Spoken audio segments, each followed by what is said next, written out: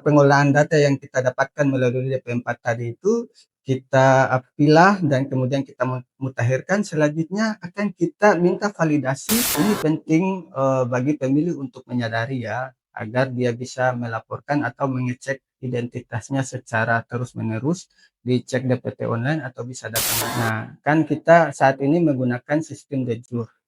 Jadi yang penting pemilih itu sudah ada dalam DP4.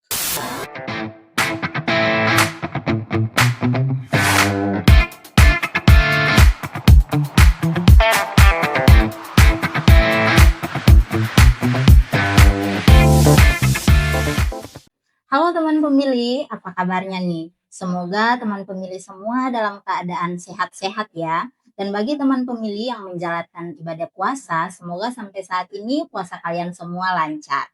Jumpa lagi di podcast Bapilih, Bacarita Pemilu dan Demokrasi. Sebuah ruang untuk berdiskusi tentang berbagai informasi, edukasi, dan juga dinamika tentang kepemiluan dan demokrasi. Saya Mirna Yunedi Utwara akan menemani teman pemilih semua dalam episode kali ini.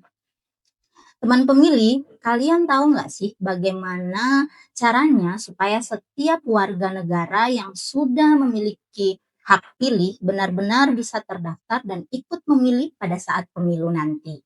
Ternyata ada loh prosesnya. Ada proses penting di balik itu semua yang namanya adalah pemutakhiran daftar pemilih berkelanjutan. Apa itu? Apa pentingnya dan bagaimana prosesnya?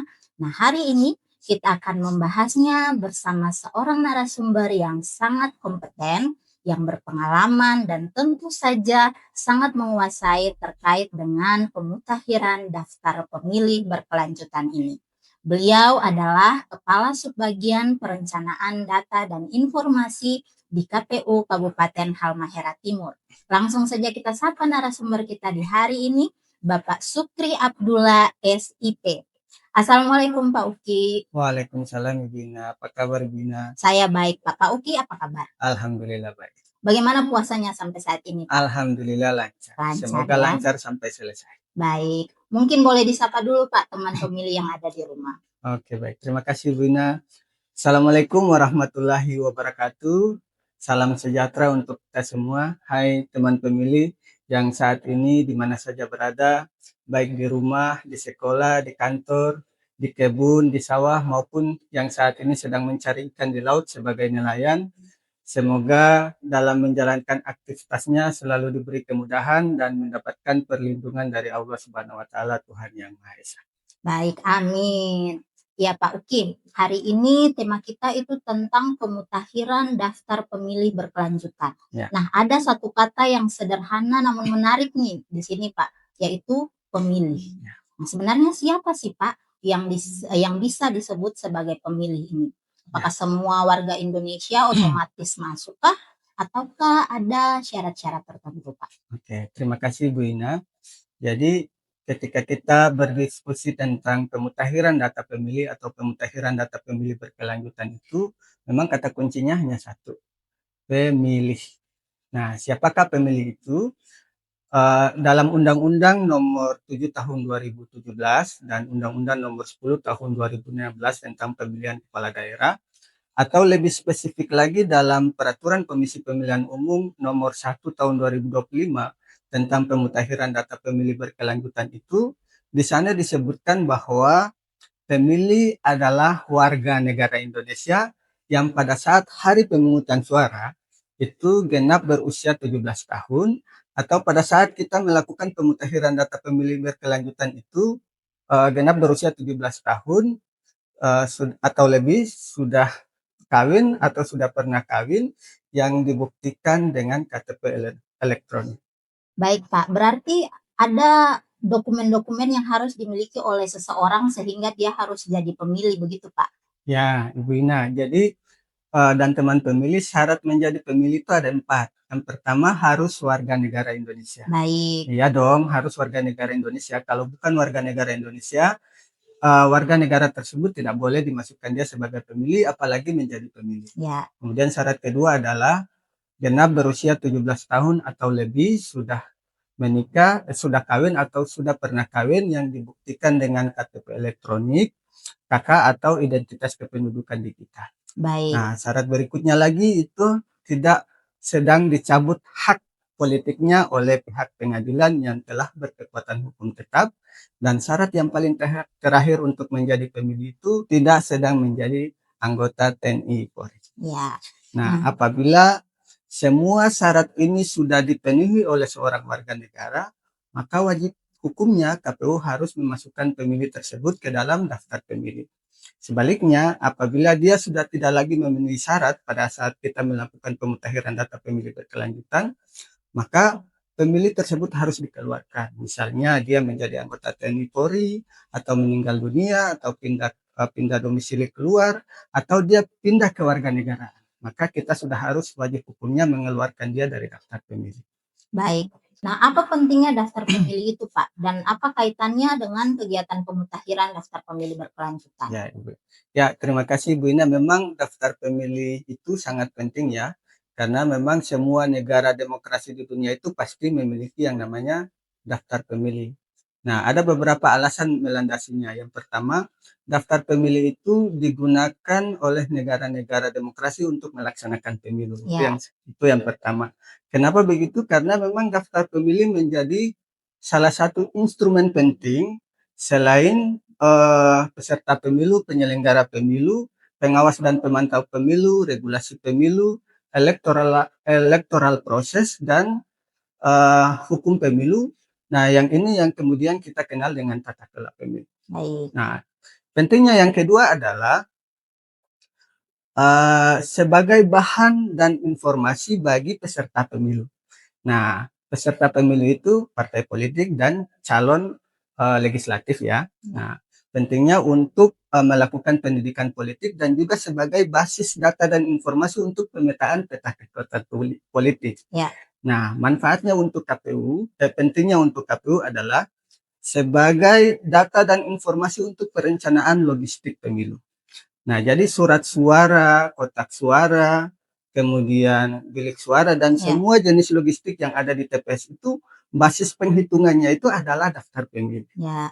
Nah, selanjutnya daftar pemilih juga sangat penting dalam proses sosialisasi pendidikan pemilu bagi KPU. Ya. Nah, di dalam daftar pemilih itu kan ada berisikan informasi yang lengkap bagi pemilih ya. Di dalamnya ada jenis kelamin, usia, disabilitas, dan sebagainya. Nah, jenis kelamin, usia, dan disabilitas ini kemudian KPU itu mengkelompokkannya sebagai segmen pemilih untuk dilakukan sosialisasi pendidikan pemilih. Nah, ketika dilakukan sosialisasi pemilih kan tujuannya adalah partisipasi masyarakat ya. Jadi ketika partisipasi pemilih itu tinggi dalam sebuah pemilihan, maka akan memberikan legitimasi yang kuat bagi pemimpin yang lahir dari proses pemilih tersebut dalam menjalankan pemerintahannya. Itu Ibu, pentingnya daftar pemilih. Baik, berarti memang dia berhubungan juga dengan tahapan yang lain. Oh iya. Karena dia akan menentukan jumlah logistik yang diperlukan, bahkan yang tadi Pak Uki bilang sosialisasi tujuannya kemana. Itu juga bisa dilihat atau diukur dari daftar pemilih yang dipunyai oleh KPU. Benar sekali Bu. Baik Pak. Jadi landasannya nih apa Pak? Dan tujuan KPU dalam melaksanakan pemutakhiran daftar pemilih ini apa? Mungkin bisa dijelaskan? Ya, jadi landasan pertamanya kalau PDPB itu ya Peraturan Komisi Pemilihan Umum Nomor 1 Tahun 2025. Tujuan dari pemutakhiran data pemilih berkelanjutan adalah untuk memelihara dan memperbaharui DPT pemilu atau pemilihan terakhir untuk penyusunan DPT untuk pemilu dan pemilihan berikutnya dengan tetap menjamin kerahasiaan data pemilih. Nah, ini penting Ibu Ina, tujuan ini. Dan memang semangatnya adalah untuk memelihara dan memperbaharui data pemilih agar tetap terjaga kualitasnya. Kualitas dan keakuratannya. Ya. Nah, sejarah terkait dengan pemutakhiran data pemilih berkelanjutan ini kan memang baru dilaksanakan pasca pemilu 2019. Ya. Nah, jadi memang pemutakhiran data pemilih berkelanjutan itu praktis baru dilaksanakan di tahun 2020. Sebelum itu tidak dilakukan pemutakhiran data Ibu Ina. Jadi pemutahiran data itu dilakukan hanya pada saat proses pelaksanaan pemilu atau pemilihan. Nah, sehingga ada jarak yang agak besar, agak lumayan panjang dari satu pemilu ke pemilu berikutnya. Nah, di situ di mana jarak itu akan memungkinkan ketika dilakukan pemutahiran data pada saat penyelenggaraan pemilu, maka petugasnya itu kesulitan karena Ya, begitu banyak daftar pemilih yang harus diperbaharui. Nah, sehingga dengan adanya pelaksanaan pemutahiran data pemilih berkelanjutan ini, salah satunya untuk memutahirkan data pemilih dan memelihara daftar pemilih, juga sekaligus membantu meringankan beban pekerjaan dari teman-teman Pantarli ketika dia melakukan pemutahiran data pemilih. Begitu, Ibu Ina. baik. Berarti harusnya ada alur atau ada proses yang dijalankan untuk melakukan pemutahiran itu. Iya, benar Mungkin sekali. Pak Uki bisa dijelaskan gimana sih alur yang dilakukan KPU dalam melakukan pemutahiran daftar pemilih, Pak? Ya, jadi alurnya itu memang kita mendapatkan datanya dari KPU RI, datanya dari Kemendagri melalui KPU RI yang namanya DP4. Nah, DP4 itu kemudian disinkronisasi dengan daftar pemilih terakhir kita, kemudian dikirim ke KPU Kabupaten Kota. Nah, dari data-data itu banyak sekali daftar pemilih yang ada perubahan daftar pemilih gitu ya. Jadi misalnya di tahun 2025 kemarin itu 1 tahun kita melaksanakan pemutahiran data pemilih itu kurang lebih ada 12.000 pemilih yang diperbaharui datanya. Wow, Termasuk pemilih meninggal, pemilih baru, dan pemilih ubah data. Nah, pembaharuan data pemilih ini menjadi penting di sini nih, Bu Ina. Jadi, pemilih baru itu kategorinya ada 3. Jadi, pemilih yang pertama kali masuk dalam daftar pemilih, kemudian pemilih pindah masuk, atau pemilih pensiunan TNI Polri. Nah, itu untuk pemilih baru. Nah, untuk jenis pemilih TMS itu juga variannya banyak. Ada meninggal dunia, pindah domisili keluar, kemudian menjadi anggota TNI Polri, ataupun pindah kewarganegaraan.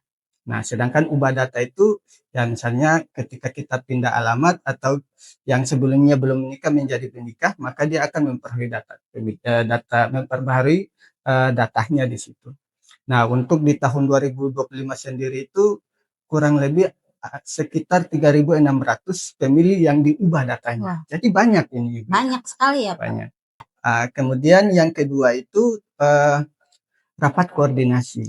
Nah, setelah pengolahan data yang kita dapatkan melalui DP4 tadi itu kita pilah dan kemudian kita mutakhirkan, selanjutnya akan kita minta validasi dari pihak-pihak terkait. Misalnya kita undang teman-teman di pemerintah daerah melalui Dinas Dukcapil, TNI Polri maupun Lapas, kita undang TKPU untuk kita memvalidasi data-data yang sudah dikirimkan Ya, tadi. Nah, kalau validasinya sudah, itu kemudian kita masukkan dia dalam aplikasi Sidali untuk memproses. Nah, selain itu, data yang kita terima itu kan banyak sekali data anomalinya, Ibu Ina. Nah, data anomali itu misalnya dia ini betul nggak meninggal atau betul nggak dia pindah domisili. ya, Nah, kemudian kita kalau terdapat anomali, mau tidak mau kita harus meng-cross check ke lapangan. Sehingga di PDPB itu kita sebut dengan soklit terbatas. oke, Nah, kita memastikan betul nggak pemilih ini meninggal dunia atau belum meninggal dunia. baik.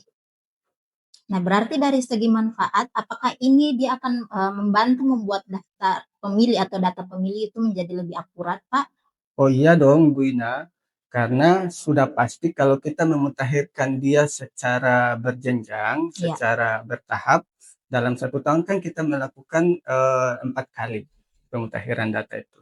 Jadi mudah-mudahan dengan kita melakukan pemutakhiran data itu menjadi akurat dan berkualitas.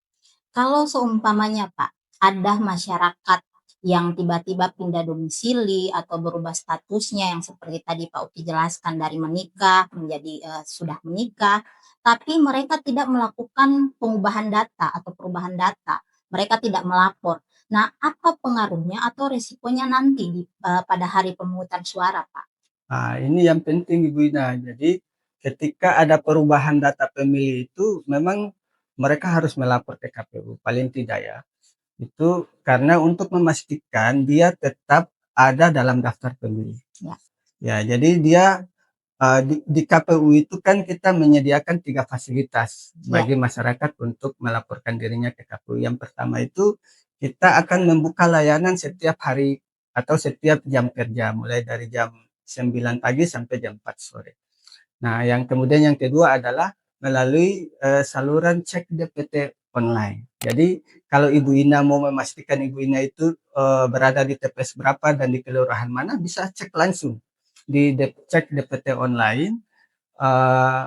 Nanti Ibu Ina bisa ketahuan di situ.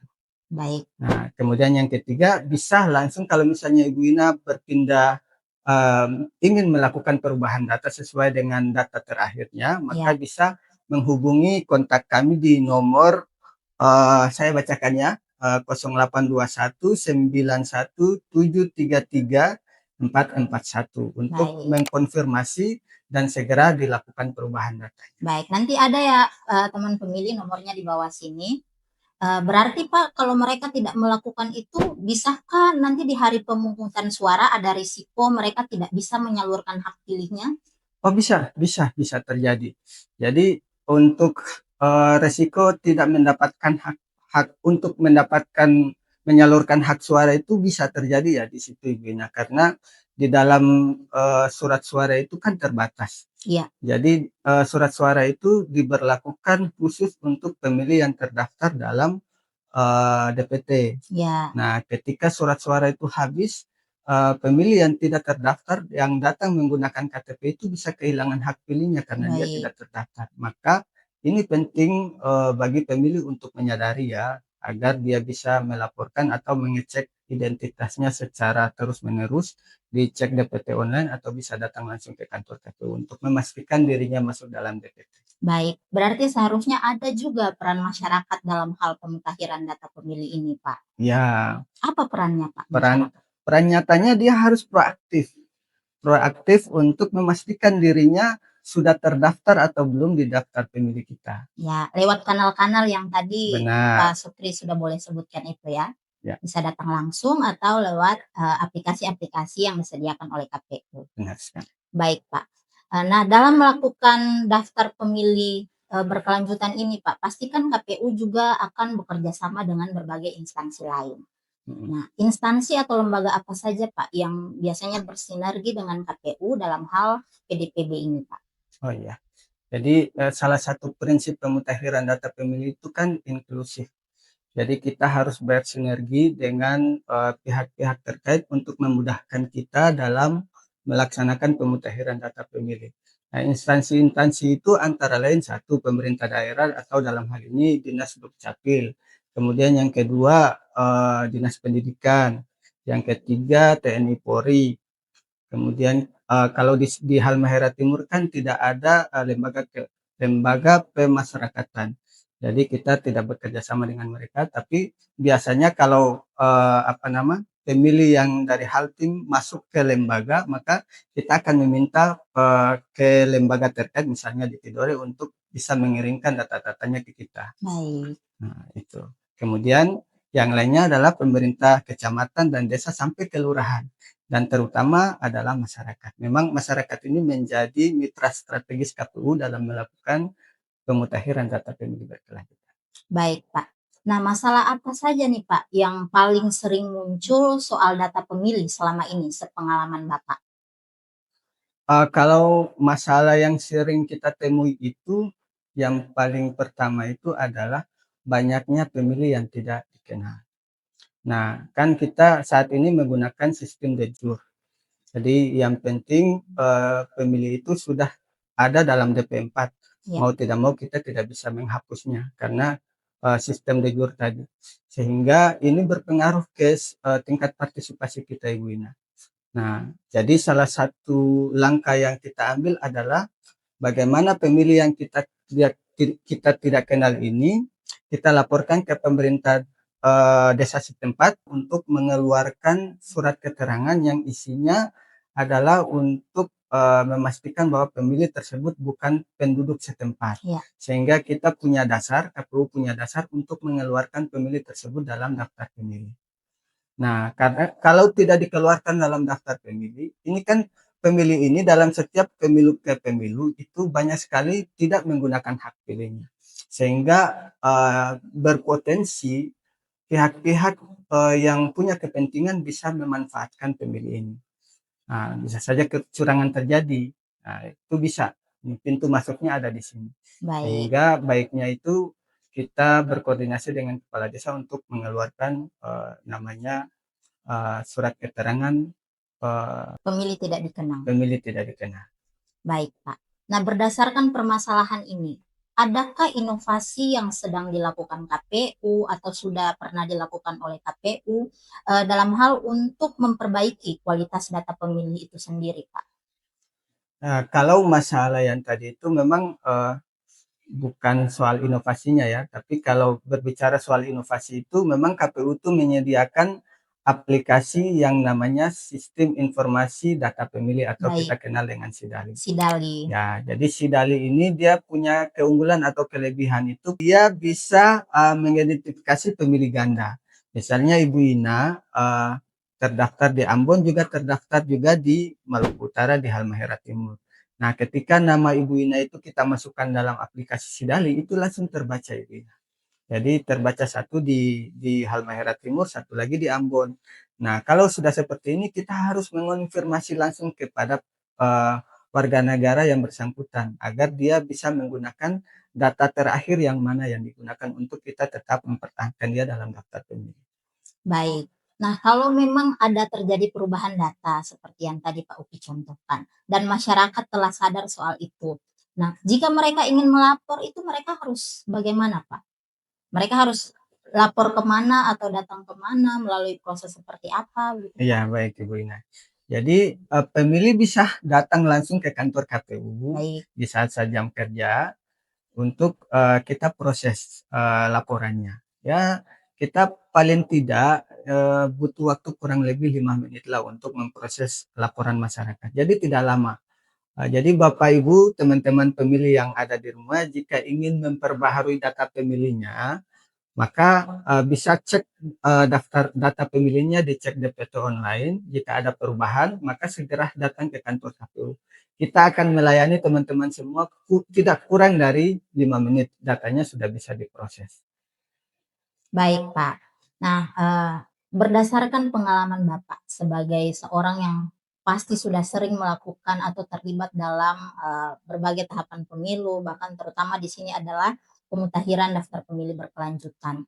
Mengapa PDPB itu menjadi bagian yang sangat penting dalam mewujudkan pemilu yang demokratis dan berintegritas, Pak? Oke, Ibu Ina, daftar pemilih itu adalah fondasi utama dalam penyelenggaraan pemilu atau pemilihan yang berintegritas.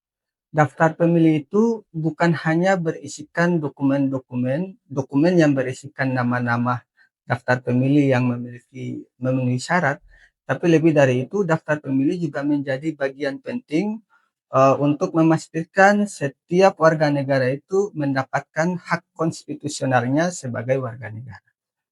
Kira-kira itu Ibu Ina. Baik, Pak. Nah, mungkin ini pertanyaan terakhir nih, Pak. Apa harapan Bapak, terhadap partisipasi aktif masyarakat dalam menjaga hak pilih mereka? Salah satu program strategis KPU di tahun 2025 sampai 2028 adalah melaksanakan pemutahiran data pemilih berkelanjutan dengan tujuan untuk meningkatkan kualitas dan akurasi daftar pemilih menuju pemilu 2029. Oleh karena itu, KPU Halmahera Timur mengharapkan sekaligus mengajak partisipasi aktif seluruh lapisan masyarakat untuk berpartisipasi dalam program ini, yaitu dengan cara mengecek secara rutin data dirinya dicek DPT online atau datang langsung di kantor KPU Halmahera Timur, Jalan Atik Marala, Desa Swagi Malaha.